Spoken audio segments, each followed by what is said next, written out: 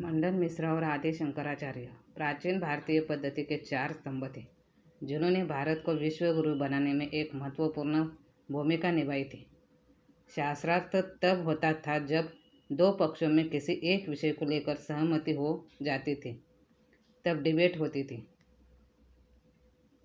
यहाँ मंडन मिश्र और आदि शंकराचार्य जी के बीच शास्त्रार्थ हुआ था। क्या शास्त्रार्थ हुआ था तो वो जानते हैं। मंडन मिश्र गृहस्थ जीवन का पालन करने वाले मिथिला के प्रकांड विद्वान थे। ये कुमारिल भट्ट के शिष्य थे। मंडन मिश्र कितने बड़े विद्वान थे इसका अंदाज़ा इस बात से लगाया जा सकता है कि इनके घर का पशु पक्षी भी संस्कृत का श्लोक बोलते थे। मंडन मिश्र की पत्नी उभय भारती भी अपनी विद्वत्ता के लिए प्रसिद्ध थी। जब शास्त्रार्थ की बात होती थी तब आदि शंकराचार्य जी और मंडन मिश्र जी के शास्त्रार्थ की बात ना हो, ऐसा हो ही नहीं सकता। इस शास्त्रार्थ ने समाज कल्याण कार्य किया और बहुत से महत्वपूर्ण प्रश्नों के उत्तर प्रदान किए हैं, जैसे कि आज सदाचार दर्द और पीड़ा को समाप्त करने के लिए पर्याप्त है। क्या सन्यासी दुखों का अंत करने के लिए सबसे उत्तम मार्ग है, और अगर है तो सब सन्यास ले लेंगे तो यह दुनिया आगे कैसे बढ़ेगी। वैदिक विचारधाराओं में मतभेद क्यों? इससे पहले हम मंडन मिश्र और आदि शंकराचार्य जी के शास्त्रार्थ पर चर्चा करते हैं। हमें यह समझना होगा कि जब दोनों व्यक्ति वेदों का पठन करते हैं, दोनों वेदाभ्यासी हैं, तब उनके विचारों में ऐसा मतभेद आया क्यों? उनको एक डिबेट करने की या शास्त्रार्थ करने की आवश्यकता क्यों पड़ी? क्योंकि मंडन मिश्र जी मीमांसा को मानते थे तो आदि शंकराचार्य जी वेदांत को मानने वाले थे, इसलिए इन दोनों में मतभेद उठे। आदि शंकराचार्य जी वेदांत दर्शन को मानते थे, एक सन्यासी थे। वह दूसरी तरफ अगर मंडन मिश्र जी को देखें तो वो मीमांसा दर्शन को मानते थे। दोनों अपने अपने क्षेत्र में महाज्ञानी थे। तो जब आदि शंकराचार्य जी वेदांत दर्शन को पूरे भारत में फैलाना चाहते थे तो उनके रास्ते में जो सबसे बड़ा प्रतिबंधी आया तो वो थे मंडन मिश्र जी। और उनको पता था कि अगर मंडन मिश्र जी को हरा दिया गया तो उनका वेदांत दर्शन मजबूत स्थिति में आ जाएगा। तो उन्होंने चैलेंज किया। मंडन मिश्र जी ने भी सहर्ष स्वीकार किया, लेकिन एक शर्त रखी, जो भी शास्त्रार्थ हारेगा वो जीतने वाले का आजीवन शिष्य बन जाएगा। तो इस प्रकार आदि शंकराचार्य जी ने यह प्रतिज्ञा ली कि अगर वो हारेंगे तो वो संन्यास छोड़कर गृहस्थ आश्रम में चले जाएंगे। और मंडन मिश्र जी ने यह प्रतिज्ञा ली कि अगर वो हारेंगे तो वो गृहस्थ आश्रम को छोड़कर संन्यास ग्रहण कर लेंगे। दोनों तैयार हो गए और हार जीत का फैसला सुनाने के लिए मंडन मिश्र जी की पत्नी उभय भारती को कहा। उभय भारती स्वयं एक बहुत बड़ी विदुषी महिला थी। जब शास्त्रार्थ शुरू हुआ तो यह कई दिनों तक चलता रहा। उभय भारती ने दोनों विद्वानों के गले में एक एक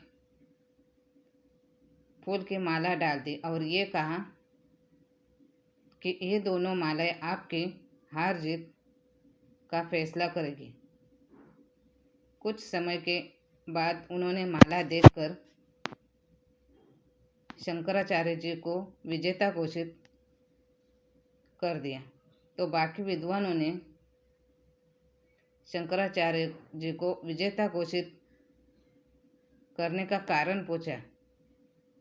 तो उभय भारती जी ने कहा कि जब भी कोई शास्त्रार्थ में हारने लगता है तो उसे गुस्सा आना शुरू हो जाता है, तो वो खुद से कुपित हो जाता है। उस क्रोध की तपन ने मेरे पति के गले की माला को सूख गई, जबकि शंकराचार्य जी की माला पहले की तरह ही ताजी है। इसलिए शंकराचार्य जी विजेता हुए। विदुषी भारती भले ही उस शास्त्रार्थ का हिस्सा नहीं थी, लेकिन उनके क्रोध की परिभाषा और क्रोध से होने वाला यह नुकसान उनके उच्च दर्जे के ज्ञान को दर्शाता है। कहा जाता है कि जब विदुषी भारती को लगा था कि मंडन मिश्र जी शंकराचार्य जी से हार सकते हैं, तो 21वें दिन उन्होंने शास्त्रार्थ में अपने पति की जगह लेते हुए उनसे ऐसा सवाल किया कि शंकराचार्य जी निरुत्तर रह गए।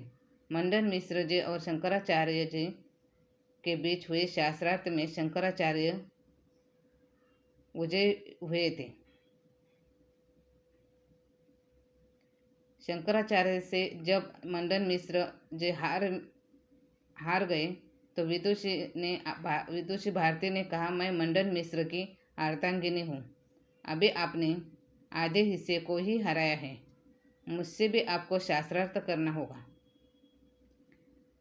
शंकराचार्य जी उनकी विद्वत्ता से प्रभावित होकर उनकी बात मान गए और उन्होंने उनसे सवाल करना शुरू किया। दोनों के बीच जीवन जगत के प्रश्नोत्तर हुए। शंकराचार्य जी जीत रहे थे तो भारती ने शंकराचार्य जी के हर सवाल का जवाब दिया, लेकिन 21वें दिन उभय भारती को लगने लगा कि अब वे शंकराचार्य जी से हार जाएंगे। तब उन्होंने शंकराचार्य जी से पूछा, वैवाहिक जीवन के बारे में प्रश्न पूछा।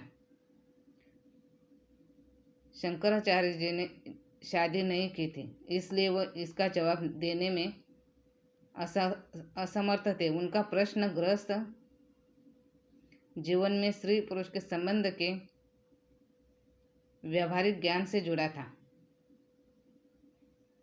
शंकराचार्य जी को उस जीवन का व्यावहारिक ज्ञान के बारे में मालूम नहीं था। उन्होंने ईश्वर और चराचर जगत का अध्ययन किया था। वे अद्वैतवाद को मानते थे। उन्होंने उस वक्त अपनी हार मान ली, लेकिन उन्होंने उभय भारती से जवाब के लिए 1 माह का समय मांगा। कहा जाता है कि इस सवाल का जवाब जानने के लिए शंकराचार्य जी ने योग के जरिए शरीर त्याग कर एक मृत राजा की देह धारण की और कामशास्त्र के बारे में जाना। इसके बाद उन्होंने फिर भारती से शास्त्रार्थ कर उनके सवाल का जवाब दिया। उभय भारती हंसकर बोली, मुझे पता था कि आप ही जीत जाएंगे। इस प्रकार उभय भारती को पराजित किया। इसके बाद मंडन मिश्र उनके शिष्य बन गए। धन्यवाद।